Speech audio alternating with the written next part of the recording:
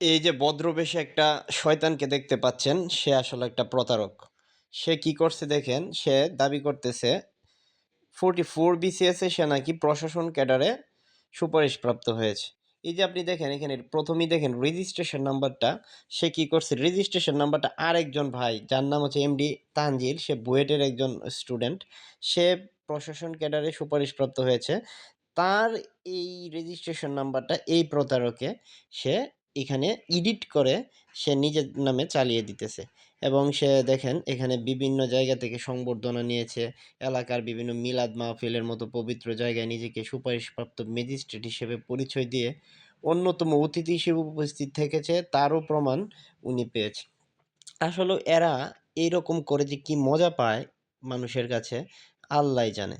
এই সমস্ত প্রতারক থেকে দূরে থাকবেন এবং সবসময় অথেন্টিক মানুষের পাশে যাবেন।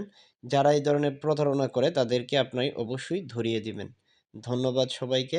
এখানে দেখেন সে আরো কি করতেছে। সে এখন পালিয়ে গেছে। একজনের মাধ্যমে জানতে পেরেছে যে তার বাবার কাছ থেকে সে ২-৩ লক্ষ টাকা নিয়েছে। জমি বিক্রি করে তাকে দিয়েছে। তার বাবা অসুস্থ। তাই সে নাকি বাবাকে খুশি করার জন্যই এসব করছে। এখন জানাজানি হয়ে গেলে নাকি তার সুইসাইড করা ছাড়ার উপায় থাকবে। তো সুইসাইডই যদি করতে হয় তাহলে তুমি কেন প্রতারণা করতে আসছো ব্রো? এই পরিস্থিতিতে কোনো অ্যাকশন না পেয়ে কোনো রকম মানুষের মানে অনেক অনুনয় বিনয় এখন করতেছে।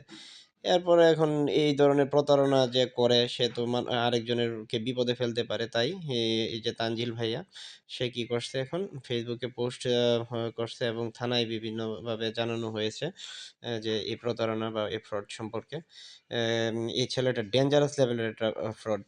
আ এবং ভবিষ্যতে এই ধরনের ফ্রড কিন্তু আরো বের হবে। তো আপনারা সবাই সাবধান থাকবেন। ধন্যবাদ।